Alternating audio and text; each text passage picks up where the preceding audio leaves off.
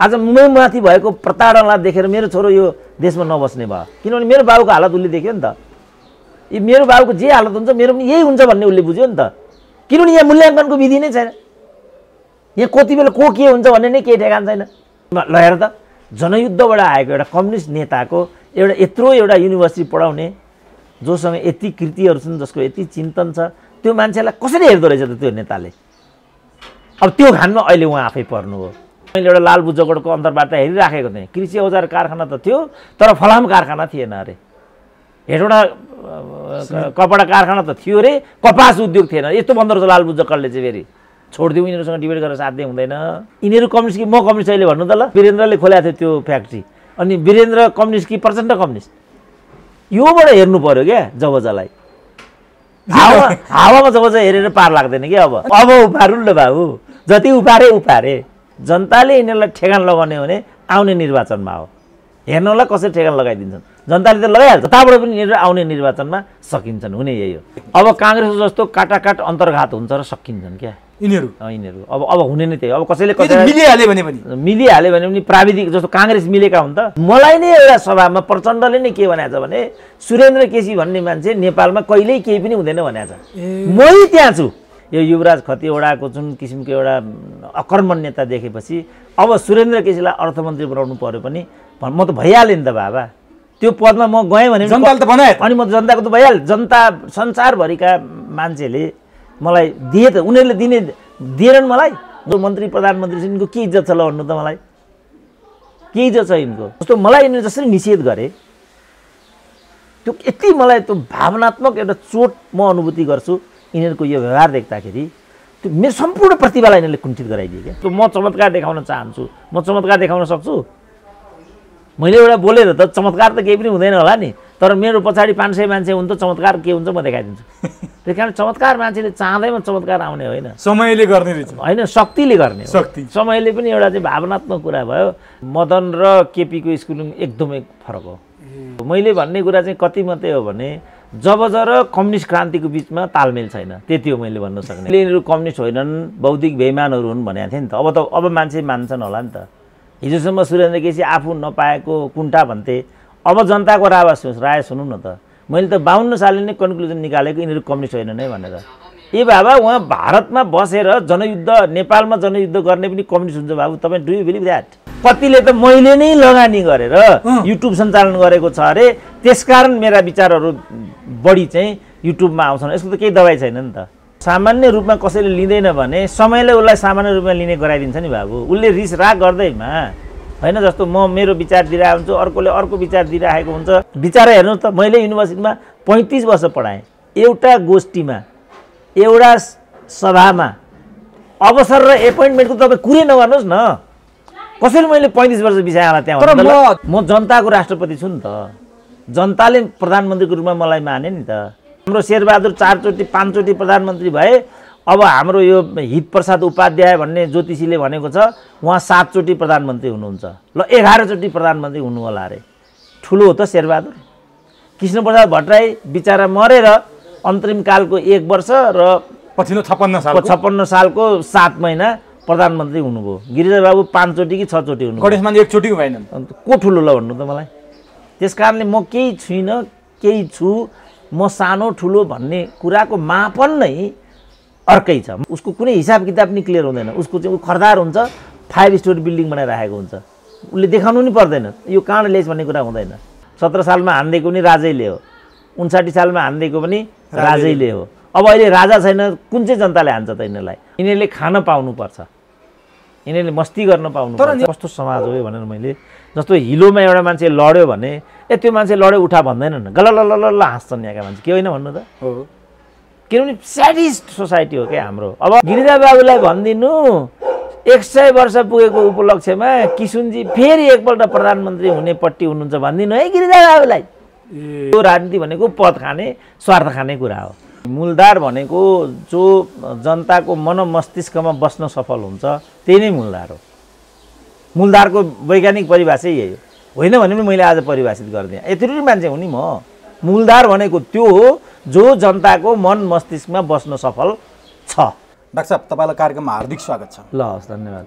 YouTube सञ्चालन गर्ने, YouTube YouTuber भनौँ न, युट्युबरहरूमाथि नै मूलधारका मिडिया भनिएकाहरू भन्छन् क्या, उनीहरूले आफूलाई अब मूलधार कुन हो, सबैभन्दा पहिला म डाक्टर साहबलाई यहाँ सोध्छु, मूलधारको मिडिया कुन हो र साइडको मिडिया, छेउको कुनाको मिडिया कुन हो? यहाँनिर युट्युबमाथि नै अलिकति एउटा डरलाग्दो हाउगुजी र डरलाग्दो लगाम लगाउने तरिकाले पत्रकार भन्नेहरू नै आफूलाई मूलधारका भन्नेहरू नै आउँदाखेरि र त्यसरी आइलाग्ने प्रयास गर्दाखेरि त सोध्न पर्ने अवस्था हो नि त डाक्टर साहब। मूलधार भने के हो? पहिला त्यो मूलधार भनेको चाहिँ समाजको ढुकढुकीका रूपमा काम गर्ने र समाजका ज्वलन्त विषयहरूलाई उठाएर जनताको मन मस्तिष्कमा छाउने मिडियाहरू नै वास्तवमा मूलधार हुन्। अहिलेको सन्दर्भमा भन्ने भने यो जुन युट्युब, फेसबुक, सोसियल मिडियाबाट जे आउँछ तिनीहरू मूलधार हुन्। किनभने विश्वभरि यसैका उपभोक्ताहरू बढी पनि छन्। विश्वभरि नै हाम्रा नेपालीहरूको कुरा गर्ने भने 60-62 लाख युवाहरू विश्वभरि छन्। सरकारी तथ्याङ्क अनुसार पनि त्यो सङ्ख्या चाहिँ 52 लाख छ। 52 लाखले जुनलाई फलो गर्छन् त्यही हो मूलधार। अब एक समयमा थियो, अब यो लेटर प्रेसको ठाउँमा अफसेट प्रेस आयो। लेटर प्रेस चाहिँ विस्थापित भयो। अब आएर अफसेट मूल प्रवाह भयो। अब अफसेटको ठाउँमा फेरि आजभोलि चाहिँ यो कम्प्युटर टाइपमा आइराखेको छ, त्यो पनि विस्थापित भएर यो मूलधार भयो। अब मिडियामा पनि हिजो चाहिँ विकली मूलधार थिए, त्यसपछि ब्रोडसिट दैनिक आए, अब अहिले अनलाइन आइराखेका छन्। केलाई मूल प्रवाह भन्ने त? जो ठुलो छ, जोसँग बढी पुँजी छ, जोसँग बढी ठुलो चाहिँ सेट छ, त्यसलाई नै मूल प्रवाह यिनीहरूले भन्न खोजेको हो भने त्यो गलत हो। अहिले तत्कालीन रूपमा जनताका आकाङ्क्षा र जनताको मन मस्तिष्कमा जो बस्न सफल भएको हुन्छ, जस्तो गोर्खापत्र भनौँ न, गोर्खापत्र कतिले हेर्छन् त? रेडियो नेपाल, नेपाल टिभी कतिले हेर्छन् त? हुन त मूलधार हो नि त त्यो। उनीहरूको विचारमा त्यो त मूलधार होला नि त। त्यहाँको सम्पादक गाडी चढेर पनि हिँड्छ होला, धेरै तलब पनि खान्छ होला, त्यही हो त मूलधार। त्यस कारणले मूलधारको परिभाषा पनि समयअनुसार बदलिन्छ। त्यसलाई परिभाषित गर्नुपर्दाखेरि चाहिँ म के भन्छु, अघि पनि भने भनेदेखि जनताको मन मस्तिष्कमा बस्न सफल जो सञ्चार माध्यमहरू हुन्छन् तिनीहरू वस्तुतः मूलधार हुन्। तर अब युट्युबमा काम गर्नेहरू पत्रकार नै होइनन्, युट्युबे हुन्। युट्युबेहरूले समाज ध्वस्त बनाए, मान्छेलाई बर्बाद बनाए, नकारात्मक चित्रण मात्रै गर्न थाल्यो। युट्युबले त सकारात्मक काम पनि त गरेछ। चाहे त्यो रुकुमको घटना सारा उजागर गर्ने युट्युब नै हो। जहाँ जहाँ जुन जुन घटना भइरहेको हुन्छ त्यो पलभरमा क्षणभरमै त्यो जनजनको घरमा, जनजनको आँखामा पुर्याइदिने युट्युब नै हो। तर त्यही माथि आज यसरी चाहिँ नि आक्रमण भइरहेछ र त्यति बेला अब युट्युबमा काम गर्नेहरूलाई अप्ठ्यारो स्थिति सिर्जना भइरहेछ। अब के हुन्छ त डाक्टर साहब, यस्तो भइराख्यो भने? त्यस्तै त्यस रूपमा यसलाई लिनु हुँदैन। उनीहरूले चाहिँ रिस, राग, द्वेषबाट यो कुरा गरिरहेछन्। जस्तो मै भनौँ न, नेपालमा चाहिँ अत्यधिक अन्तर्वार्ता दिने मध्येमा म पर्छु। कुनै मूलधारमा त मेरो अन्तर्वार्ता छैन त। त्यसो भने मैले दिएको अन्तर्वार्तालाई के भन्ने त? ठट्टा ठान्ने कि यसको कुनै आधिकारिकता नै छैन? त्यस कारणले यस्तो खालको यो उनीहरूको रिस, द्वेष र उनीहरूको बजार कटौती भयो नि त। अहिले नै भनौँ न, अहिले चाहिँ जस्तो यही लकडाउन भयो, यो लकडाउनमा चाहिँ 1.5 महिना कुनै पत्र पत्रिका पनि हेरिएन, कुनै पत्र पत्रिका आएन, यही घरमा आएन। तर कुनै सूचनाको खाँचो भयो त? कसले दियो त त्यो सूचना? युट्युबले नै दिइरहेछ। अनि त्यस कारणले त्यसबाट उनीहरू आक्रोशित भइराखेका छन्। आरिस हो यो, एकदम आरिस हो त्यो। अनि यिनीहरू पत्रकार होइन, युट्युबे बुङ्गासम्म भन्न भ्याए कि भन्छन् कि यिनीहरू। अनि फेरि त्यही युट्युब चाहिँ बिहान आँखा खोलेदेखि बेलुका नचिम्लिँदा ननिदासम्म उनीहरू युट्युब हेरेर बस्छन्। के आयो यसमा? तपाईँले भने जस्तो यो लकडाउनमा सबैभन्दा बढी सूचना दिने युट्युब। अनि अहिले त्यसैमाथि प्रहार गर्ने फेरि यिनीहरू पत्रकारै होइनन्, मूलधारकै होइनन्। यिनीहरूले चाहिँ अब यो क्षेत्रबाटै लगाम लाएर विस्थापित गर्नुपर्छ भन्ने आवाज उठाउन थाले। त्यो स्वाभाविकै हो नि त बाबु। हिजो माओवादीहरूलाई के भन्थे यिनीहरूले भन्नु त? आतङ्ककारी भन्थे होइन? प्रचण्डको टाउको लिएर आओ, 50 लाख रुपियाँ लिएर जाऊ भन्थे होइन त? अहिले त यिनीहरूले नै फेरि त्यही प्रचण्डलाई सलाम ठोक्छन् त। यस्ताको कुरा छोडिदिउँ। किनभने प्रचण्डले यिनीहरूको निद हराम गरिदिएको हुनाले आतङ्ककारी गरेर चाहिँ किन? अहिले विप्लवको के अवस्था छ त? तिनै प्रचण्डले के गरिरहेछन् त अहिले? अनि मूल प्रवाह विप्लव हुन् कि प्रचण्ड हुन् त अहिले? अथवा केपी ओली हुन् कि को हुन् त? यस्तो तर्कको पछाडि हामी नलागौँ। यो एकदमै रिस, द्वेष, वितृष्णा, उनीहरूको मार्केट त जसलाई युट्युबे भन्छन्, भुङ्गा भन्छन्, ती भन्नेहरूकै हैसियत के विचार गरौँ न एकचोटि। उनीहरू व्यावसायिक हुन् कि उनीहरू चाहिँ उद्यमी हुन् त? ल त्यसो भने को हुन् त उनीहरू? उनीहरूले जुन खरदार जस्तो सम्पादकलाई राखेर अनि यो 4-5 महिनासम्म तलब नदिएर अनि ती चाहिँ को हुन् त त्यसो भने? यो सब बेतुका तर्क हो। संक्षिप्तमा के भने यिनीहरूले चाहिँ रिच, मैले आफू उदाहरण दिएर भनिरहेको छु त। यिनले जसलाई मूल प्रवाह भनेका छन्, गएको 25 वर्षमा यिनको मूल प्रवाहमा मेरो एउटा अन्तर्वार्ता पनि बजेको छैन, एउटा लेख पनि छापिएको छैन। म को हुँ त त्यसो भने? यिनीहरूले भर्ना गरेको कारिन्दा मात्रै त्यसो भने मूल प्रवाहको बौद्धिक हो त? यिनीहरूले जसलाई रात दिन अन्तर्वार्ता लिन्छन् ती मात्रै बौद्धिक हुन् त? हामी होइनौँ त्यसो भने? त्यस कारणले यो परिभाषा समयअनुसार बदलिन्छ। उनीहरूले रिस, राग र द्वेषबाट यो कुरा ल्याइराखेका छन्। बरु एउटा कुरामा ध्यान दिनु, म साथीहरूलाई के सुझाव गर्छु भने हामी जम्मैले संयमित हुनुपर्छ। त्यो कुरा सत्य हो। युट्युबमा जो साथीहरू हुन् उनीहरूले भाइरलिजमको नाममा, तेरो मेरो नाममा जथाभावी गरेर जसलाई जति महत्त्व दिनुपर्ने त्यो नगरेर, दिनुपर्नेलाई नदिएर अनि प्रायोजित प्रकारका गतिविधिहरू गरेर जे गरिराखेका छन् त्यो आलोच्य छ र त्यसलाई आधार बनाएर यिनीहरूले झम्टिराखेका छन्। मैले त यो सुरुदेखि नै भनेको थिएँ नि त, यो नगरौँ है, भाइरलको थ्योरीमा नजाउँ। जस्तो मैले नै कतिपयमा अन्तर्वार्ता दिइराखेको हुन्छु, त्यो कुरा कन्टेन्टमा मैले एक शब्द पनि बोलिराखेको हुँदैन, त्यही हेडिङ भनिरहेको हुन्छ। म अहिले पनि एउटा अन्तर्वार्ता सम्झिन्छु।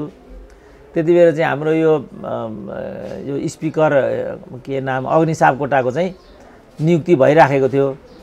अनि मेरो अन्तर्वार्ता लिइराखेको एउटा युट्युबले नै हो। अनि हत्यारो कसरी स्पिकर हुनसक्छ भन्ने चाहिँ हेडलाइन राखिदियो। जुन कुरा मैले त्यहाँ बोलेको, मैले अब यिनीहरू म यो त हत्यालाई त कानुनी एउटा दायरामा ल्याएर शान्ति प्रक्रिया अगाडि आइसकेको विषय हो भने यिनीहरूलाई हत्यारा म भन्नुला कहिले? त्यही पनि मैले भन्नुला यिनलाई कहिले हत्यारा? त्यस कारणले त मैले भन्न सक्ने कुरा नै थिएन। मैले नै भनेको भनेर हेडलाइन बनाएर स्पिकर हत्यारा कुनै के अग्नि सापकोटा हत्यारा कसरी स्पिकर हुने भन्ने शीर्षक राखिदियो। अब आपत्तिजनक छ। अब मैले त उनीहरूको आनी बानी स्वभाव जानेको हुनाले मैले यसलाई ठुलो रूपमा लिन, खालि मैले मनमा के राखेँ भने यो गलत हो, यसले चाहिँ ठिक पे गर्दैन।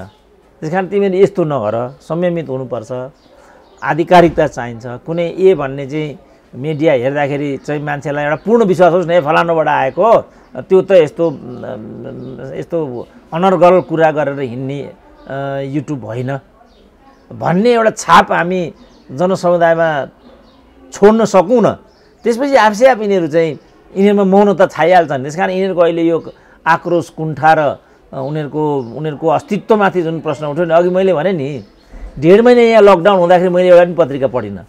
कसरी मैले धारणा बनाएँ होला त? किनभने एफएमले जम्मै मिडियाको चाहिँ पत्र पत्रिकाको कटिङ दिइहाल्छ। कतिले सम्पादकीय नै पढेर सुनाउँछन्, कतिले समाचार नै वाचन गरिराखेका हुन्छन्। त्यसको सार त अघि नै आइसक्यो नि त। अब त्यसपछि बाँकी युट्युबबाट चाहिँ यत्तिकै हरर अहिले केही नभए पनि कति 1200-1500 युट्युब नहोला नि काठमाडौँमा।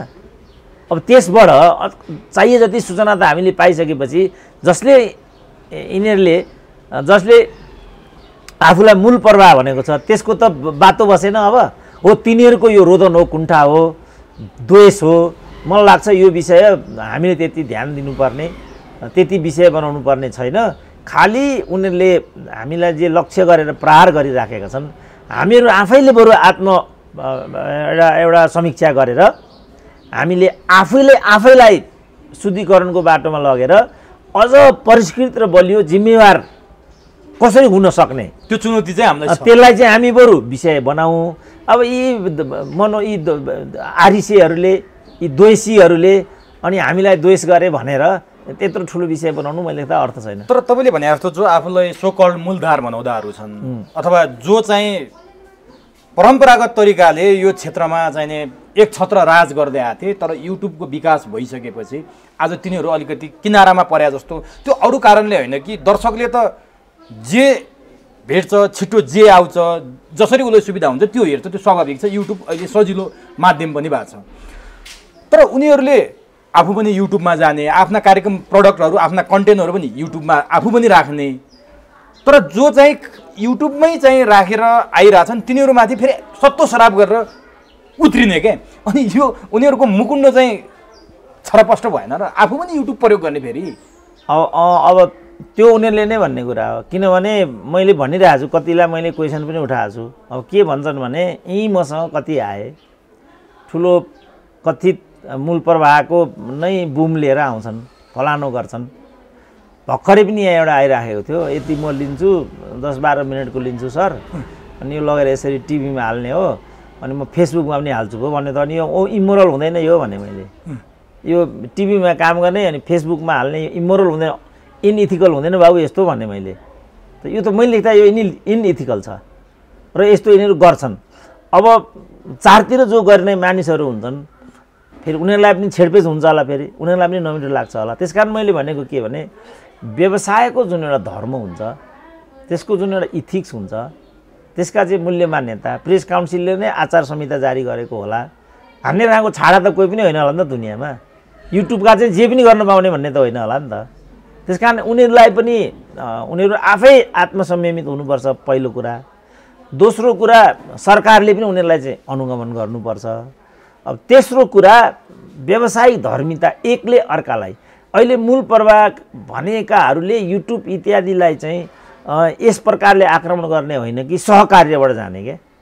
अब यहाँ कतिपय महिला पनि कतिपय अहिले मूल प्रवाह भनेकाहरूले अब चिडिएर नै त होला नि, 1 वर्ष भइसक्यो केशव सुरेन्द्र केसी पनि भनेका छैनन् भनेपछि म युट्युबमा अलिकति युट्युबमा त एक छत्र नै हुनुहुन्छ साथीहरूसँग, अब एक छत्र भन्ने शब्द नराखौँ, अब युट्युबमा साथीहरूसँग मेरो सहकार्य अलिकति वाञ्छित पर्याप्त भयो होला, त्यसले उनीहरूलाई चिडचिडाहट भयो होला। त्यसो भने युट्युबमा बोल्ने सुरेन्द्र केसीलाई किन मूल प्रवाहमा भन्ने लाग्यो होला। तर मेरो भनाइ चाहिँ के छ भने आजका मितिमा म 60 लागेर यहाँ आइसकेँ, आजका मितिमा मेरो भनाइ के छ भने मेरो कुनै पत्रिकामा मेरो लेख नछापियोस्, कुनै मिडियामा मेरो प्रसारण नहोस्, कुनै नियुक्ति मैले नपाऊँ, कुनै पदवी तकमा पुरस्कार पनि मैले नपाऊँ, तर फरक पर्दैन मलाई। अब जति मैले गर्नुपर्ने हो मैले गरिसकेँ। त्यसकारण अब यसरी नै हामीलाई प्रताडित गर्ने यिनीहरूको हिसाब हो भने यिनीहरूको यो दिवा सपना हुन्छ, त्यो सम्भव छैन। तर कतिपय जस्तो डाक्टर साहब जस्तै हामीसँग अन्तर्वार्ता हामी गर्छौँ, हामी समसामयिक विषयमा कुरा गर्छौँ, घोत लिन्छौँ, डाक्टर साहबका कुराहरू आम दर्शकले अत्याधिक रुचाउनु पनि हुन्छ।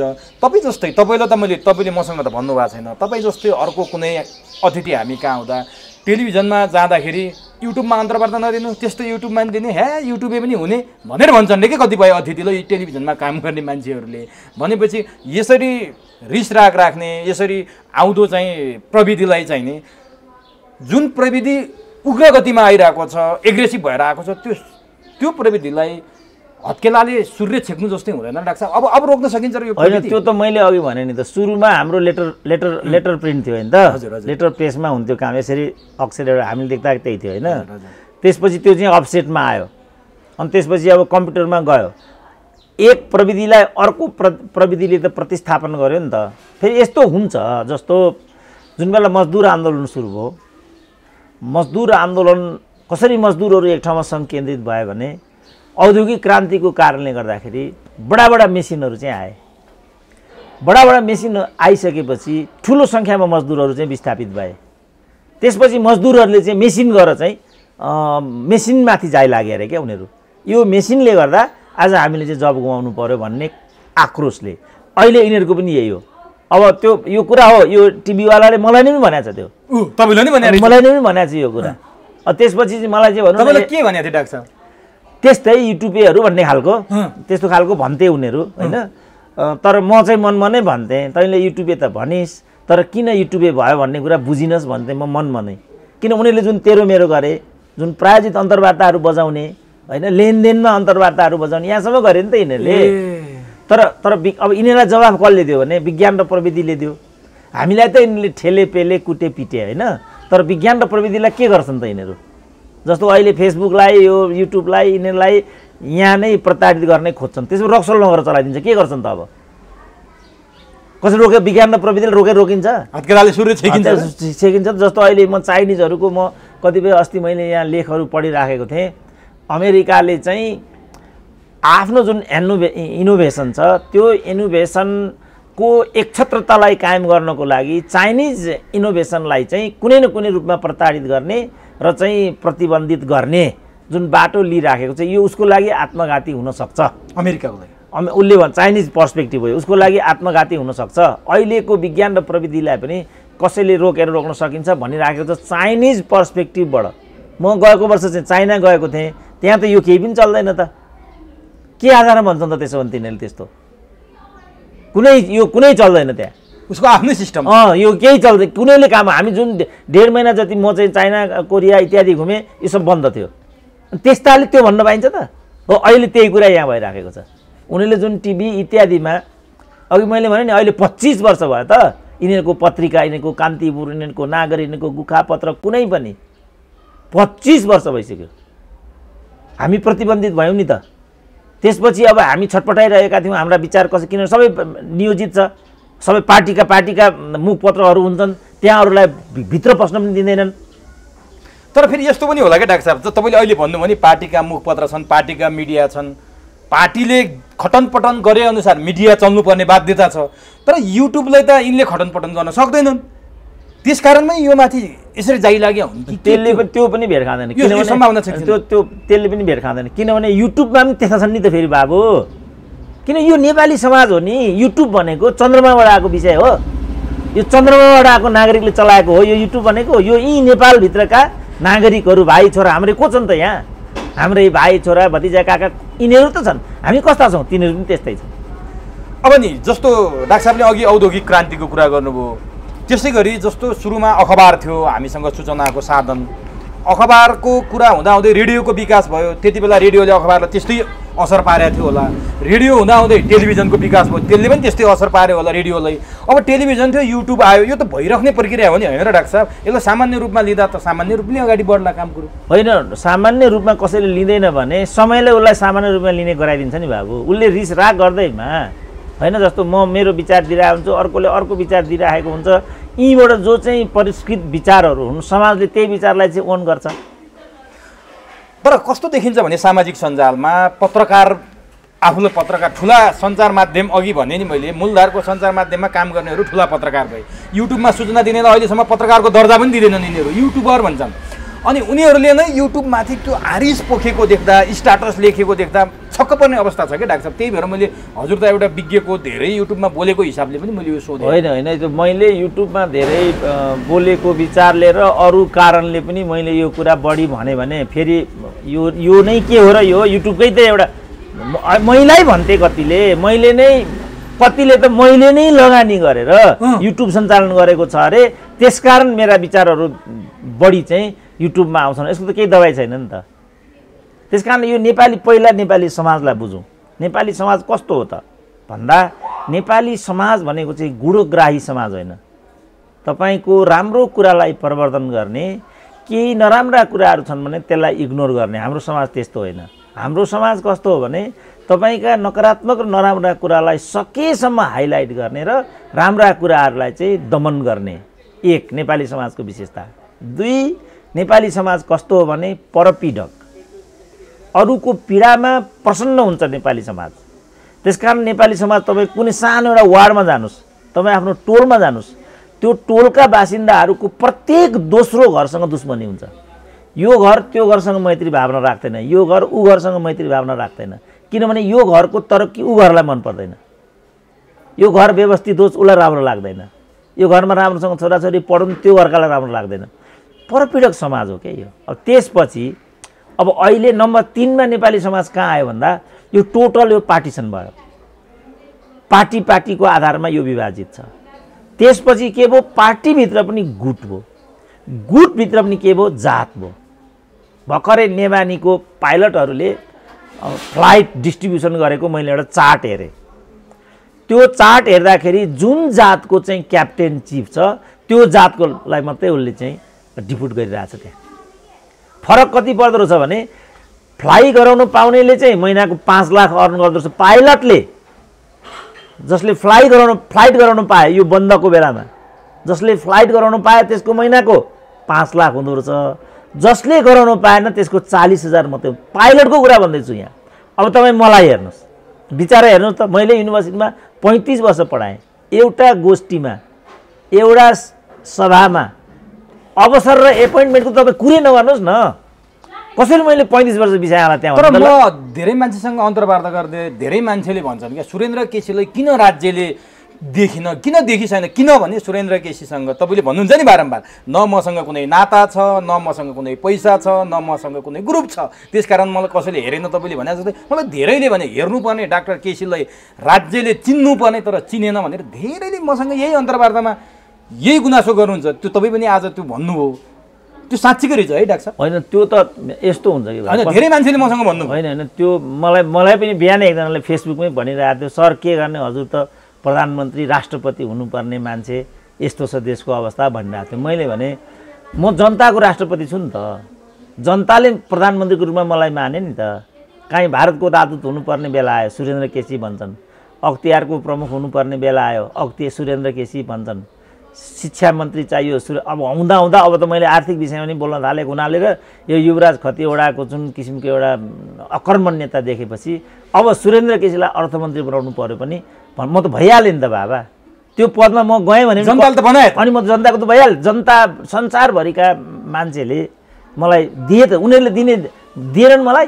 जस्तो अब यो एनआरएन पनि राजनीतिकरण भयो, यो राम्रो हुँदैन भनेर म बोल्न थालेको थिएँ। अस्ति मलाई सिडनीमा एनआरएनले नै बोलायो एउटा कार्यक्रमले, भोलि अमेरिका होला त्यहाँ पनि बोलायो। राज्यले नदेखेर के भयो र? यिनीहरूले दिएको त यिनीहरू भन्नु अहिले चाहिँ यिनीहरूका जो मन्त्री प्रधानमन्त्री छ यिनको के इज्जत छ ल भन्नु त मलाई? के इज्जत छ यिनको? हामीले जो सोसियल मिडियामा हाम्रा विचारहरू फाक्छौँ त्यसको चाहिँ तपाईँको त्यसमा चासो गर्ने चाहिँ उपभोक्ताहरूको तपाईँ सिनारियो ट्रेन्ड हेर्नुहोस्। त्यस कारणले बिपी कोइरालाले एक ठाउँमा भनेको छ कि त्यो कुरा मलाई एकदम राम्रो लाग्छ। राजनीतिमा तपाईँ असफल हुनुभयो सान्दाई, कसरी तपाईँले राजनीतिमा असफलता बिहोर्नु पर्यो भनेर सोध्यो पत्रकारले, जनकपुरतिर जस्तो लाग्छ यो। अनि केलाई सफल भन्ने केलाई असफल भन्ने त भनेको छ बिपीले। यदि सत्तामा जाने कुरा मात्रै सफल हो भने क्राइस्ट पनि असफल भए, गान्धी पनि असफल भए। सत्तामा त नेहरू गए, गान्धी त गएनन्। को ठुला हुन् त भारतमा? गान्धी ठुला। नेपालमा पनि भनौँ हाम्रो शेरबहादुर 4 चोटि 5 चोटि प्रधानमन्त्री भए। अब हाम्रो यो हितप्रसाद उपाध्याय भन्ने ज्योतिषीले भनेको छ उहाँ 7 चोटि प्रधानमन्त्री हुनुहुन्छ, ल 11 चोटि प्रधानमन्त्री हुनु होला अरे। ठुलो हो त शेरबहादुर। कृष्णप्रसाद भट्टराई बिचरा मरेर अन्तरिम कालको 1 वर्ष र पछिल्लो 56 सालको 7 महिना प्रधानमन्त्री हुनुभयो। गिरिजाबाबु 5 चोटि कि 6 चोटि हुनुभयो। गणेशमान 1 चोटि भएनन्। को ठुलो ल भन्नु त मलाई? त्यस कारणले म केही छुइनँ, केही छु, म सानो ठुलो भन्ने कुराको मापन नै अर्कै छ। मलाई मापन गर्ने विधि समाजले अर्कै अवलम्बन गर्नुपर्छ। मैसँगका साथीहरू होइन, मेरै क्लासमेट त उनी भीम रावल 9 चोटि कि 11 चोटि मन्त्री भए। उनी ठुला कि म ठुलो त त्यसो भने? त्यस कारणले ठुलो सानो मापन गर्ने। कमल थापा 13 चोटि मन्त्री भए, विजय गच्छदार 11 चोटि मन्त्री भए, अहिले भ्रष्टाचारको मुद्दा खेपिराखेका छन्। को ठुलो त? त्यसकारण नेपाली समाजले ठुलो र सानो मापन गर्ने जो विधि चाहिँ परिपालन गरेको छ त्यसमा नै हामीले चाहिँ भिन्नता ल्याउनुपर्छ। पार्टीभित्रै पनि, पार्टीकै पनि तपाईँले कुरा गर्नुभयो, पार्टीभित्र पनि जसले जीवन बलिदान गरेको छ, जसको परिवार अङ्गभङ्ग जो गुमेको छ, छोरा गुमेका छन्, छोरी गुमेका छन्, तिनीहरू आज सडकमा मागेर हिँडिराखेका छन्। तर के भन्ने, तिनीहरूलाई मैले कतिचोटि नाम लिने, कतिचोटि उनीहरूलाई मैले इङ्गित गर्ने, उनीहरू चाहिँ लोगो लगाएर हिँडिरहेछन्। को ठुलो त? माया ग्याउली ठुली कि विद्या भण्डारी ठुली त? त्यस कारणले यो परिपाटी नै मैले लेख्दा गलत छ। ठुलो सानो भन्ने चाहिँ त्यस कारण बिपीले के भने मुख्य कुरा तपाईँ एउटा प्रतिबद्ध जीवन दर्शनमा कायम रहनु भयो कि रहनु भएन, तपाईँको ठुलो सानो त्यसले निर्कुल गर्छ भनेको छ उनले। मानिस साँचो अर्थमा त्यस कारणले मानिस हुन्छ किनभने ऊ निश्चित आदर्शका लागि प्रतिबद्ध हुन्छ। त्यो मात्र ठुलो मान्छे हुन्छ, बाँकी सबै साना मान्छे हुन्छन् र ठुला मान्छे संसारमा एकदमै कम हुन्छन्। त्यस कारणले नेपाली समाज जस्तो भनौँ न, म यही कुरा म एउटा आम मान्छेको रूपमा हुन्थेँ भने, आम क्लासहरूमा गएर यो कुरा मैले भन्थेँ भने, यिनीहरूका जुन मूल प्रवाह भनिएका टिभी इत्यादिहरूमा गएर यिनका जुन ब्रोडसिट पत्र पत्रिकाहरू छन् ती पत्र पत्रिकाहरूमा मैले यही विचार फ्याँकिदिन पाएँ भने कति मान्छेले सुन्थे होला त? यिनीहरूले प्रसारण नै गर्थेनन् होला नि। त्यही त भन्छु, त्यो विधि भए लाभ मलाई हुन्थ्यो कि उनीहरूलाई हुन्थ्यो होला त? विचार अन्तर्क्रिया हुन्थ्यो होला नि त? मैले चाहिँ जो म अहिले किताब लेखिरहेको छु अहिले त्यो किताबमा मैले चाहिँ एउटा विषय त्यहाँ आयो नेपाली मनोवृत्तिकै सन्दर्भमा त्यो आइराखेको छ किनभने नेपाली मनोवृत्ति जुन अघि मैले 3टा 4टा भनिराखेका थिएँ त्यसको 5औँमा चाहिँ के छ ऊ चाहिँ अपारदर्शी छ क्या उसको कुनै हिसाब किताब नि क्लियर हुँदैन उसको चाहिँ ऊ खरदार हुन्छ 5 स्टोरी बिल्डिङ बनाइराखेको हुन्छ उसले देखाउनु नि पर्दैन यो कहाँ ल्याइस भन्ने कुरा हुँदैन समाज यसले गर्दाखेरि तडक भडकले गर्दाखेरि समाजभित्र विकृति विसङ्गति अहिले चाहिँ भनौँ न हिजोसम्म हामी चाहिँ महिलामाथि दुर्व्यवहार भएको कुरा महिलामाथि एसिड छन्याएको कुरा सुन्थ्यौँ अहिले यो 2 हप्ताभित्र हामीले महिलाले पनि त्यही गरेको देख्यौँ न देख्यौँ त यो कारण चाहिँ आपराधिक एउटा मनोवृत्तिलाई चाहिँ हामीले चाहिँ विकास गरेर लिएर गइरहेको छौँ अनि मैले त्यो किताबमा चाहिँ के गरिराखेको थिएँ भनेर भनेदेखि यो प्रकारले मानिसहरूलाई भौतिक रूपमा मानिसहरूलाई निषेध गर्ने हत्या गर्नेहरू भौतिक हत्यारा हुन् भने बौद्धिक रूपमा यो गर्नेहरू बौद्धिक हत्यारा हुन् जुन मूल प्रवाह अरूको कुरा हामी गरिरहेको यिनी बौद्धिक यी हत्याराभन्दा खतरनाक म आफ्नो प्रतिभाबाट हेर्छु के म जस्तो मलाई यिनीहरू जसरी निषेध गरे त्यो यति मलाई त्यो भावनात्मक एउटा चोट म अनुभूति गर्छु यिनीहरूको यो व्यवहार देख्दाखेरि त्यो मेरो सम्पूर्ण प्रतिभालाई यिनीहरूले कुण्ठित गराइदिए क्या को चाहिँ तर रोकेर रोकिँदैन नि त डाक्टर त्यो अर्को कुरा भयो तर मैले मेरो म कुरा गर्दिनँ कि बाबु मैले मेरो लागि कुरा गरेकै होइन मेरो त च्यालेन्ज छ मेरो कुनै अन्तर्वार्ता नछाप अब मलाई कुनै नियुक्ति नदेऊ कुनै अर्थ नदेऊ मलाई कुनै अवसर मेरो च्यालेन्ज छ नेपाली समाजलाई म कुनै तकमा पुरस्कार केही लिँदा पनि लिन्न म मेरो यो कुरै गर्दिनँ म मेरो भने तपाईँ कसरी बाँच्नु त्यसो भने भोलि आज मुम्बईमाथि भएको प्रताडनालाई देखेर मेरो छोरो यो देशमा नबस्ने भयो किनभने मेरो बाबुको हालत उसले देख्यो नि त यो मेरो बाबुको जे हालत हुन्छ मेरो पनि यही हुन्छ भन्ने उसले बुझ्यो नि त किनभने यहाँ मूल्याङ्कनको विधि नै छैन यहाँ कति बेला को के हुन्छ भन्ने नै केही ठेगान छैन कुन बेला अख्तियार लाग्ने हो कुन बेला पुलिस लाग्ने हो कुन बेला सेना लाग्ने हो कुन बेला पार्टी लाग्ने हो के ठेगान छ अब प्रचण्डको कुन हाल भयो त कुनै ठेगान छ यो सबै एजेन्डा लिएर आएको हामीले हो खड्गौलीले हो आज कसरी चाहिँ ढाक्रे भयो त प्रचण्ड किनभने उनले हिजो चाहिँ यो विधि अवलम्बन मलाई नै एउटा सभामा प्रचण्डले नै के भनेको छ भने सुरेन्द्र केसी भन्ने मान्छे नेपालमा कहिल्यै केही पनि हुँदैन भनेको छ मै त्यहाँ छु तपाईँ अगाडि मलाई नै भने उनले किन उनले त्यो भनेको भने म त उनलाई थाहा छ नि त म कस्तो हुँ भनेर उनलाई ढोग्नुपर्छ उनको छोरो समात्नु पर्यो बुहारी समात्नु पर्यो संसार गर्नु त्यो त म गर्न सक्दिनँ नि त त्यसपछि उनलाई के थाहा गर्ने चाकरी गर्दैन केही गर्दैन अनि यो अनि लगेर त जनयुद्धबाट आएको एउटा कम्युनिस्ट नेताको एउटा यत्रो एउटा युनिभर्सिटी पढाउने जोसँग यति कृतिहरू छन् जसको यति चिन्तन छ त्यो मान्छेलाई कसरी हेर्दो रहेछ त त्यो नेताले अब त्यो घानमा अहिले उहाँ आफै पर्नु हो उनले प्रश्न भने मूलधार त्यो हो जसले समाचार दियो जसले जहाँ चाहिँ दबिएका समाचार लुकेका समाचार अथवा त्यस्तो घटना परिघटना समाजप्रति नै विद्वेष फैलाउने घटनाहरूको समाचार तपाईँलाई युट्युबले नै दिएको थियो नि त्यसकारण मूलधारका तिनीहरू हुन् भलै गल्ती त सबै पेसामा हुन्छ सबै क्षेत्रमा थोरतिर विसङ्गति विकृति त हुन्छ नि भन्दाखेरि त्यो अलिकति अध्ययन गरेर राम्रै तरिकाले बोले हो कि जस्तो देखियो कि अनि त्यसलाई त अब हामीले अघिल्लो प्रकरणमा भन्यौँ नि मूलधार भनेको जो जनताको मनमस्तिष्कमा बस्न सफल हुन्छ त्यही नै मूलधार हो मूलधारको वैज्ञानिक परिभाषा यही हो होइन भने पनि मैले आज परिभाषित गरिदिएँ यत्रो मान्छे हो नि म मूलधार भनेको त्यो हो जो जनताको मन मस्तिष्कमा बस्न सफल छ गोर्खापत्र मूलधार हो कि ल भन्नु गोर्खापत्रको समाचारलाई कसले आधिकारिक मान्छ ल मलाई भनिदिनु त अब अस्ति नै कान्तिपुर मूलधारको होइन यो चाइनिज प्रकरण विषयमा जे समाचार दियो 24 घण्टा पनि टिकेन नि मूलधार होइन त्यो त्यही होइन मूलधार भने त्यस कारणले यो मूलधार भन्ने कुरा स्वयं तडक भडक छ सम्पादक गाडी चढेर हिँड्छ धेरै तलब खान्छ ठुलो लगानी छ त्यो मूलधार भन्ने अहिलेका मान्छेले आजसम्म बुझेको त्यही थियो अब म यो परिभाषा आजबाट बदलिदिँदैछु मूलधार भनेको त्यो हो जो आम जनमानसको मन मस्तिष्कमा बस्न सफल छ हो त्यो चाहिँ नो म्याटर युट्युब होस् कुनै पोर्टल होस् कुनै फेसबुक होस् अहिले फेसबुकबाट मान्छेले कति काम चलाइरहेका छन् किनभने त जस्तो म आफैलाई भन्छु त कतिचोटि मैले भनिसकेँ मैले काहीँ मञ्च पाइनँ भने अनि त्यसो पनि के म कुण्ठित भएर घरमा बस्ने त त्यसपछि मलाई भन्छन् यहाँ तपाईँ कति मूल्य त्यो युट्युबमा यता त्यता यस्तो जहाँ पायो त्यहाँ यस्तो त्यस्तो भनेर भन्छन् के भने हो तपाईँले यस्तो जहाँ पायो त्यहाँ जहाँ मौका पाइयो हामीले त्यो मौकालाई चाहिँ ट्याप नगर्ने हो भने त हामीलाई त काहीँ पनि रिकग्निसन छैन हामीले त कसैले हाम्रो त काहीँ अब यी भनौँ कति सिकाउँ, यी पत्र पत्रिकाहरू म हेर्छु होइन, सरकारले यो गर्यो, नातावाद गर्यो, कृपा यस्तो भनेको म देख्छु कि। अनि आफ्नो पत्रिकामा के छ त? तिम्रो समाचार दिने विधि के छ? तिम्रो लेख रचना छपाउने विधि के छ? मान्छे आफू हेर्दो रहेछ है मान्छेलाई कहिल्यै पनि। त्यस कारणले मूल प्रवाह सुल प्रवाह भन्नेको जुन एउटा ट्रेन्ड छ यसलाई हामीले बदल्नुपर्छ।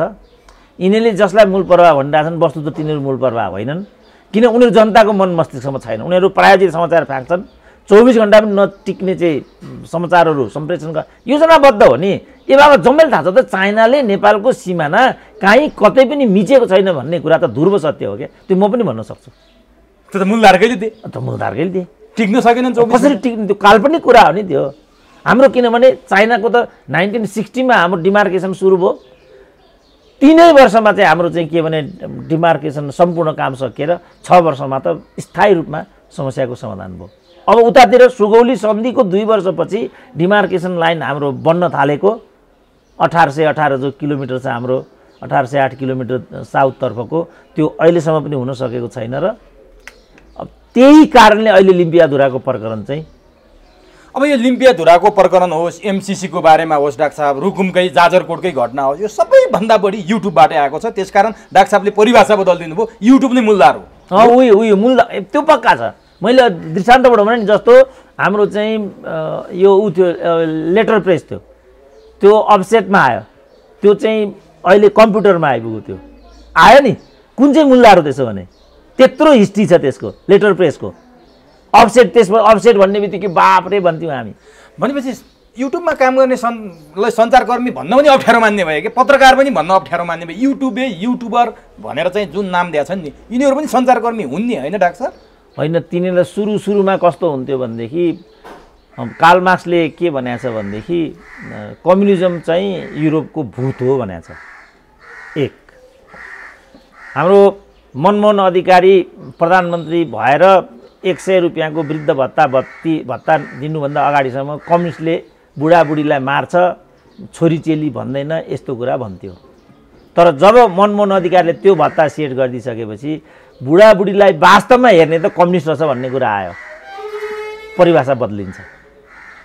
अब यसमा पनि अघि मैले भने यिनीहरूको रिस द्वेषसँग सम्बन्धित विषय हो। यो अरू के पनि यो यसमा केही कुनै कुरै छ। अब मेरो चाहिँ अझ के हो भने यसले चाहिँ जुन एउटा वैकल्पिक फोरम दिइराखेको छ, मैले आफैलाई भने नि त बाबा 1 वर्ष ठ्याक्कै भयो नि त मैले अब बात छोडेर मैले कुनै टिभी रेडियो काहीँ पनि मेरो, किनभने मेरो एउटा दौरा त जान्थ्यो त्योभन्दा पहिला, यसैको कारणले त्यो नगएको त्यो पनि मलाई थाहा छ। किनभने त युट्युबमा त जा भनेर मैले उनीहरूलाई मैले रिभेन्ज लिएको, उनीहरूले त्यो मलाई यो त कुनै व्यावसायिक पत्रकारिता होइन नि त। तपाईँले रिभेन्ज लिने, तपाईँसँग एउटा मञ्च छ, तपाईँसँग एउटा फोरम छ, त्यसमा तेरो मेरो गर्ने त्यो साझा हो नि। अब नि कतिपय त अझ केसम्म भने युट्युब सञ्चालन गर्नेहरूको सम्पत्ति छानबिन गर्नुपर्छ, यिनीहरूको चाहिँ एकाउन्ट चेक गर्नुपर्छ भन्ने जस्ता यस्ता कुरा पनि बोल्न थाले नि डाक्टर साहब। अनि त्यसो उनीहरूको चाहिँ पर्दैन। त्यसो भने कान्तिपुरको इन्कम कति छ त? पर्दैन। अरूको इन्कम कति छ? यिनीहरूमा यस्तो रात दिनको झगडा, एउटै कान्तिपुरबाट त्यो यो के हो यो अन्नपूर्ण नागरी एउटै कान्तिपुर फुटेर भएका यिनीहरू, अनि तलको जुन AP1 फलानो अर्को नागरिक सबै यहीँबाट भयो। अनि त्यहाँको चाहिँ जाँचबुझ गर्नु पर्दैन। यो सब बेतुका कुरा हो, कसैलाई द्वेष गर्नुको कुनै अर्थै छैन। यो यिनीहरूको जुन असामाजिक र विद्वेषी व्यवहारले गर्दा म आफै उदाहरण छु बाबा। मेरो कान्तिपुरमा एउटा लेख नछापिनु पर्ने के कारण हो त्यस्तो? मेरो एउटा अन्तर्वार्ता रेडियो नेपालमा नबज्नु पर्ने के चाहिँ कमी हो ममा? गोर्खापत्रमा मेरो कर छैन त्यहाँ? मेरो करले चलेको पत्रिका होइन त्यो? त्यो के कुनै के मधु पर्क भन्छन् कि मैले त्यसरी पनि यिनीहरू हत्यारा हुन् भनेको छु मैले। मान्छेको विचारलाई चाहिँ जन्मिँदै चाहिँ नजन्मिँदै चाहिँ गर्भमा तुवाइदिनेहरू हत्यारा नभएर को चाहिँ हत्यारा हुन्छ त त्यसो भने? अब नि युट्युबमा पनि केही समस्या होला, हामीले पनि स्वीकार्नुपर्छ। तपाईँले अघि पनि भन्नुभयो केही विकृति विसङ्गति यहाँ पनि छन्, कुन चाहिँ विधामा छैन र त्यो सबै ठाउँ छ। अब डाक्टर साहबले यति लामो समय युट्युबका हाम्रा सहकर्मीहरूसँग साथ सङ्गत पनि गर्नुभएको छ, हामी आफै युट्युबमा कार्यक्रम चलाउँछौँ, हामीलाई गर्व पनि छ। तर केही न केही त्यहाँ पनि मिस्टेक छन्, गल्ती छन्, हामीलाई पनि थाहा छ। डाक्टर साहबले अहिलेसम्मको अनुभवले त्यहाँ सुधार्नुपर्ने सच्याउनु पर्ने कुरा चाहिँ के देख्नु भएको छ, के सन्देश दिनुहुन्छ? सुधार्नु पर्ने त अब उनीहरूले पनि अब त्यो बदलाको भावनाबाट गरिदिनु भएन। उनीहरूको जुन काम कारबाही छ त्यो चाहिँ पारदर्शी हुनु पर्यो। अब भाइरलको जुन थ्योरी छ नि, भाइरल थ्योरी, त्यो भाइरल थ्योरीलाई चाहिँ रोक्नु पर्यो। अनि प्रायोजित विचार, प्रायोजित व्यक्तित्व निर्माण गर्ने, अनि एकअर्कामा चाहिँ लडन्त भिडन्त गराउने, कुण्ठा पोखाइ जानी बुझिकन तपाईँ एउटाको फल्नु कस्तो लाग्छ भन्ने मलाई, अनि एउटा न एउटा कुरा त भन्दै जानु पर्यो। मलाई बकाएको बकाइ गर्ने, तपाईँलाई जे चाहिएको छ त्यो नभन्दासम्म लखेटेको लखेटे गर्ने र अनि हाम्रै बिचमा चाहिँ एउटा फाटो विभाजनको परिदृश्य खडा गरिदिने, यो सबै के भने व्यावसायिक निष्ठा धर्मभन्दा परको कुरा हो। त्यसकारण मेरो साथीहरूलाई के सुझाव छ भनेदेखि तपाईँहरूले पनि व्यावसायिक हुनु पर्यो, तपाईँहरूले पनि अध्ययन मनन गर्नु पर्यो, चिन्तन मनन गर्नु पर्यो। अब गेस्टलाई ल्याउने जुन त्यसका मानकहरू हुन्छन् त्यो मानक निर्दिष्ट गर्नु पर्यो। अझ मेरो भनाइ के छ भने जसरी मलाई तपाईँहरूले प्रेजेन्ट गर्नुहुन्छ, एउटै मान्छेलाई पनि लगातार प्रेजेन्ट गर्ने कुरा यो पनि रोक्नु पर्यो। जस्तो 1 महिना हो कि 15-18 दिन हो कि विषयगत हो कि त्यो विधिबाट चाहिँ गइयो भनेदेखि अनि तपाईँको भोलि मनोबल पनि उच्च हुन्छ। जहीँ पनि सुरेन्द्र केसी, जहीँ पनि सुरेन्द्र केसी भन्ने कुरा आयो भने तपाईँ जवाब दिनुहुन्छ, जहीँ पनि सुरेन्द्र केसी, जहीँ पनि सुरेन्द्र केसी होइन, उहाँको अध्ययनको क्षेत्र यो हो, उहाँका अरू विषयहरू यो हुन्, त्यो अनुसार हामीले यो विषयमा मैले भने नि त यो झन्डै 2050 सालतिरको कुरा होला, कम्युनिस्ट पार्टी स्थापनाको 50 वर्ष चल्दै थियो नेपालमा। त्यसको उपलक्ष्यमा बीबीसीले नेपालको एउटा म्याथमेटिक्सको प्रोफेसरको टिप्पणी प्रसारण गर्यो। त्यही दिनदेखि म बीबीसी छोड्न छोडिदिएको मैले, र मैले त्यहाँदेखि यता मैले बीबीसी सुनेको छैन, किनभने बायस भन्ने लाग्यो क्या मलाई। यत्रा मान्छेले यही विषयमा पिएचडी गरेका छन्, रात दिनको अध्ययन मनन गरेका छन्, के गरे होला जस्तो। त्यसपछि मलाई यो रेडियो नेपाल जस्तै रहेछ लाग्यो। त हो यो बायस जुन एटिच्युड छ अहिले मलाई नेपाली समाजमा, मलाई असाध्यै नेपाली समाजको मन नपरेको क्यारेक्टर भनेको चाहिँ यसको बायस क्यारेक्टर हो। यो बायसनेसले यति गलत गर्दो रहेछ मलाई। म यस्तो बाफरे मलाई अचम्म लाग्यो। यही लोकसेवा भन्ने चाहिँ एउटा उति चाहिँ हो। योभन्दा पहिलाको टिममा चाहिँ कतिपय मैले चिनेका साथीहरू पनि त्यो लोकसेवामा थिए। कहिलेकाहीँ यसो कपी चेक चाक यस्तो उस्तो गर्नु पऱ्यो भनेदेखि सुरेन्द्र केसी यस्तो भन्थे होइन। त्यसपछि ठ्याक्कै अर्को पार्टीको त्यहाँ अध्यक्ष आइपुग्यो, प्रवेशै निषेध भइहाल्यो। विश्वविद्यालयमा यही छ, यिनीहरूको एउटा परीक्षा नियन्त्रण भन्ने छ त्यहाँ, ठ्याक्कै के अब नियुक्ति इत्यादिको त कुरै सिद्धिहाल्यो। अब टिभी रेडियोमा पनि यही कुरा भयो, पत्र पत्रिकामा पनि यही कुरा भयो। यो त हत्या हो नि, सबै ठाउँ पर्खाल। बाफरे अकल्पनीय। यो बेलामा युट्युब चाहिँ अहिले माध्यम आइराखेको हुनाले हामीले पनि यसो कहिलेकाहीँ अनुहार देखाउने मौका चाहिँ, त्यसकारण म त एकदम चिर ऋणी पनि छु यो माध्यमबाट।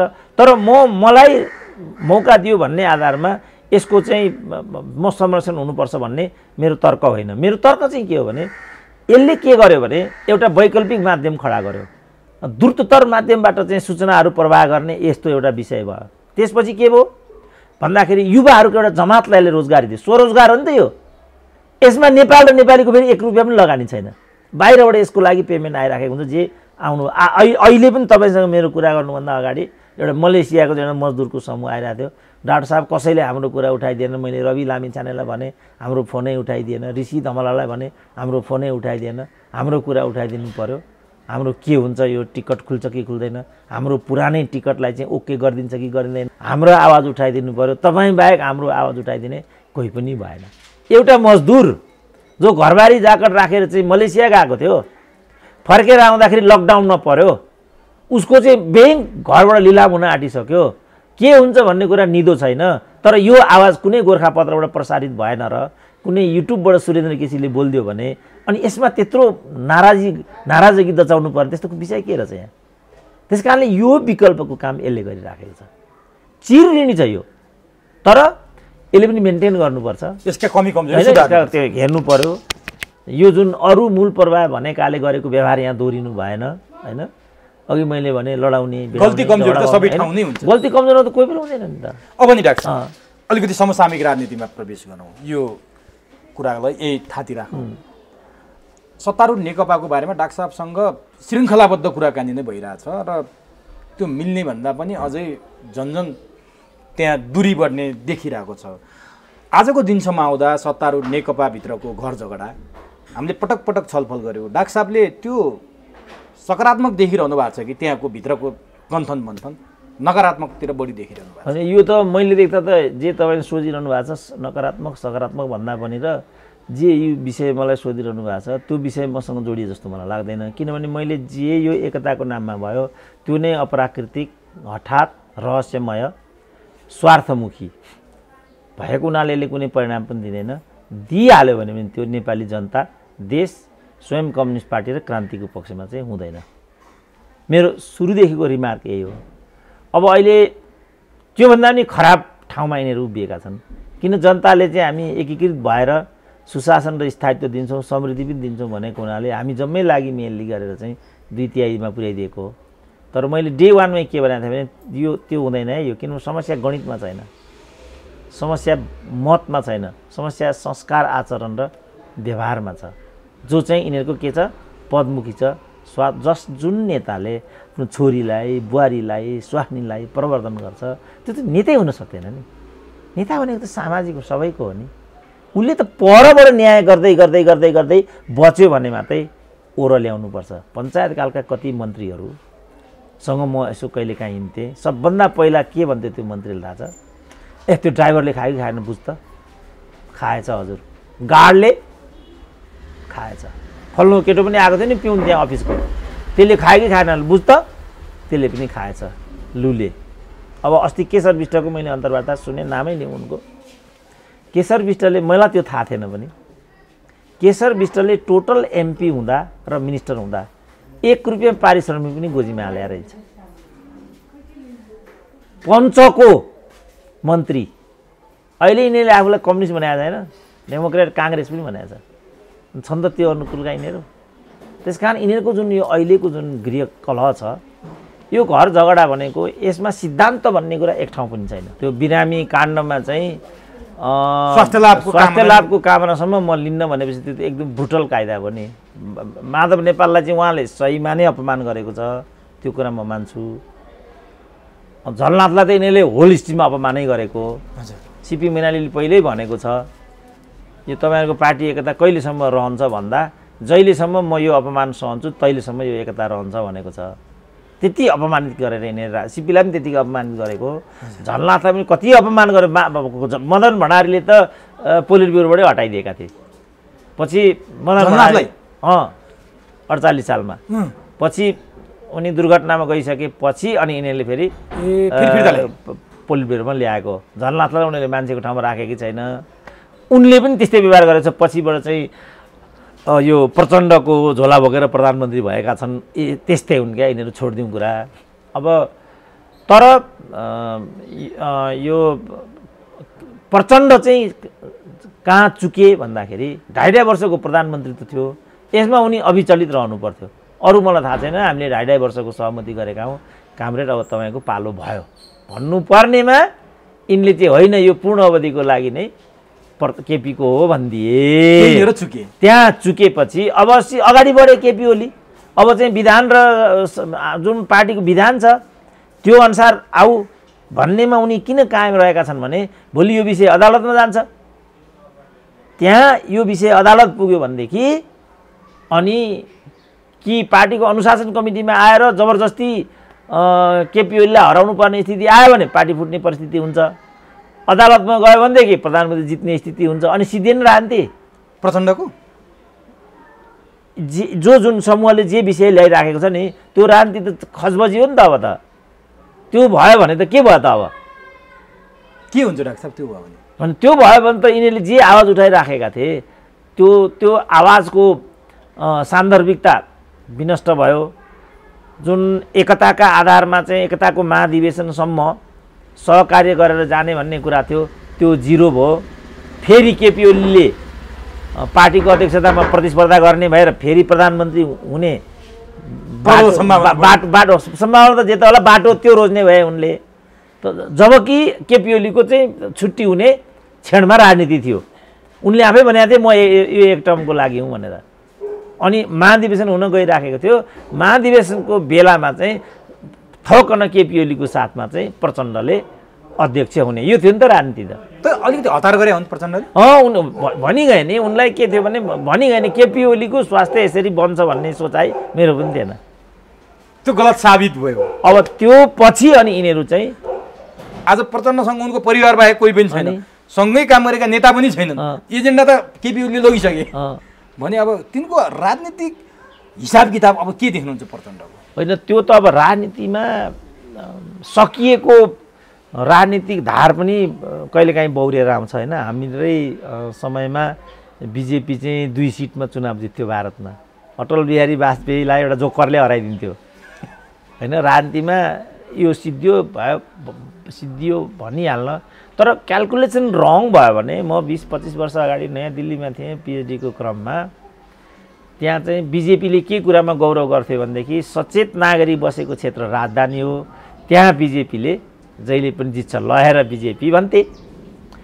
पछि त्यहाँ चाहिँ एउटा साहेब सिंह वर्मा भन्ने थिए, तिनको त्यो मुख्यमन्त्रीत्व विषयमा के भयो कुनी खटपट परेका दिन बिजेपी नयाँ दिल्लीबाट ओह्रालो लागेको आज केजरीवाल भए ठाउँमा आइपुग्यो। केजरीवाल भनेको त एउटा शाखा अधिकृत त हो नि इन्डियन सरकारको। त्यसकारण राजनीतिले कसलाई कहाँ कसरी पुर्याइदिन्छ भन्ने कुरा किटान गरेर भन्न एकदमै गाह्रो छ। प्रिडिक्सनमा नि गलत त्यो एकदम मिल्दैन।